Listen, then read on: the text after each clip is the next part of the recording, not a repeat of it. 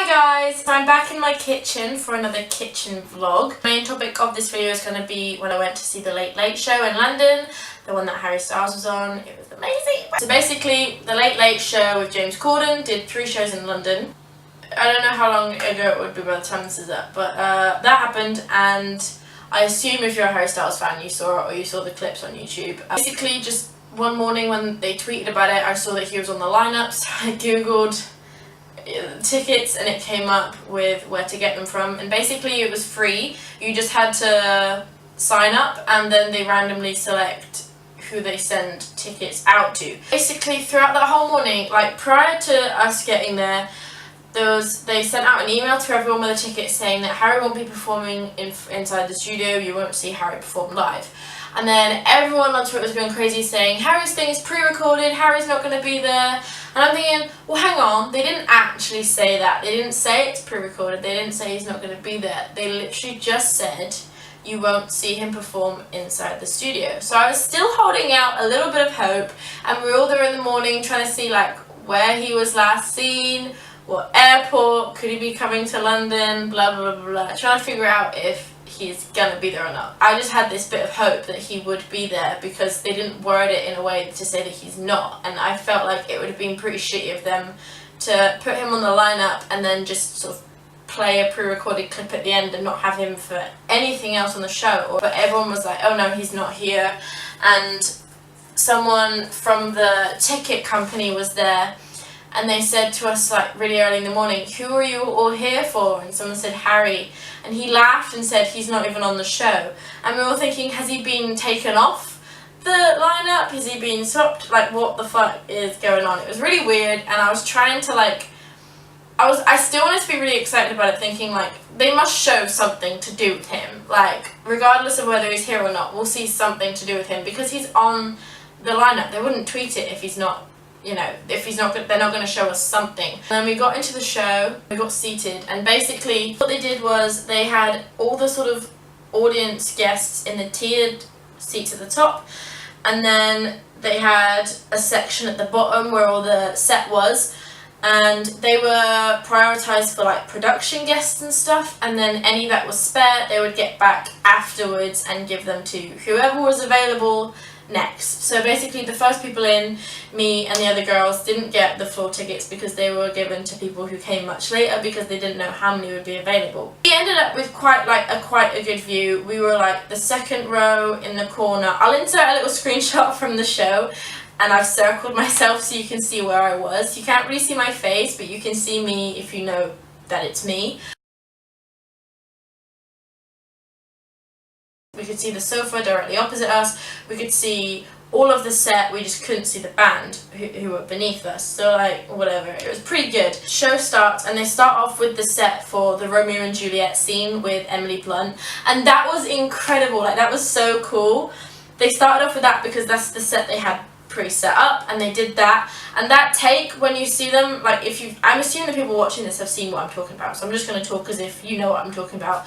When they go through all the different sets and do the different songs to put like the Romeo and Juliet story in like a few minutes, that's literally what they did. It was so good. They just went through the whole thing, like running through all the doors in the sets and singing it live, and it was amazing. And they had this guy come out beforehand to try and get us all like pumped up and stuff, and he kept saying, remember, you're British, but today you have to be American, you have to cheer at everything, you have to be really excited. And he's like, I know you're all like miserable and like to be quiet and polite, but that's not who you are today. And I just thought it was so funny. It honestly was so much fun to be there and see it all. And when James Corden came out, he was really funny, and it was just cool to like see him like live right there, like, and all the cameras, and just, it was just really cool to see a TV show being filmed. Like, honestly, it was such a good day, especially to be there for free.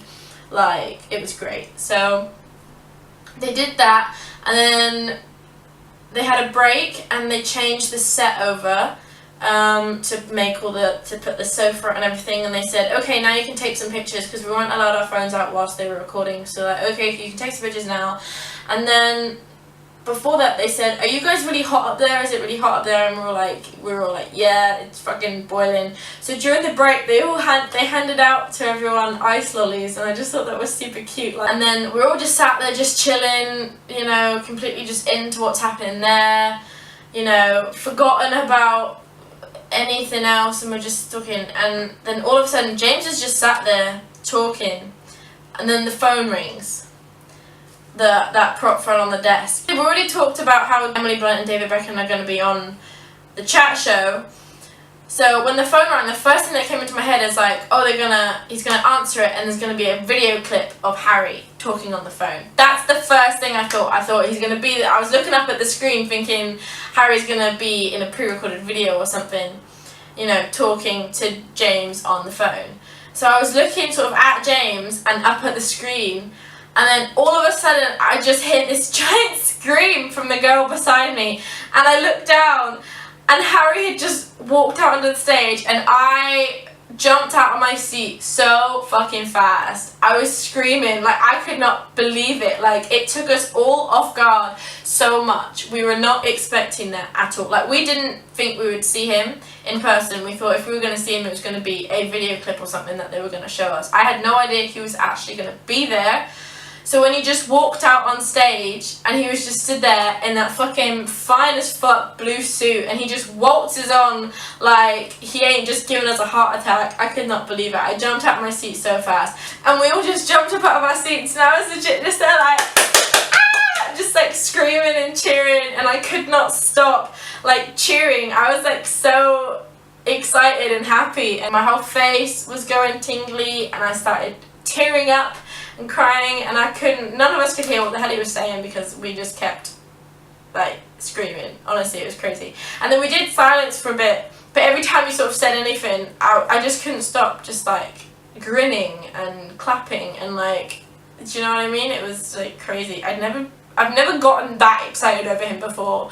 It was very odd. Like, I think I was just in a really good mood with what everything else was going on beforehand, that I was just ready to get sort of that excited over something. So it felt amazing, honestly. He did the whole sketch with the phone. So then he goes off stage, and we're all like screaming and cheering again like as he leaves, and he's being all cute and like blowing kisses and shit, and I was just like, it was just so nice. Like, that happened, and then they do the rest of the show, and I eventually calmed down and I watched the chat with Emily and David, and after that they filmed some like introductory scenes with Emily and David, and then they bring Harry back out, and we all start losing our shit again. When he came back out again, I was just like, I was literally like sat there like this, like just grinning at him. He came back out again, and basically they asked him to redo the phone scene because we were all too loud the first time, and we just wouldn't stop screaming the first time they did it. So they asked him to film it again,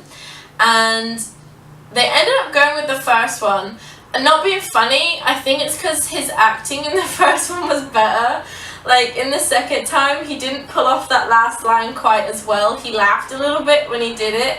So I think that's why they went with the first one, but you can hear it. You can hear us all like screaming and stuff, and how long we were going on for. So we were a bit more quiet in the second one. It was just so funny, and I was like, I can't believe I got to see that twice. Like, oh.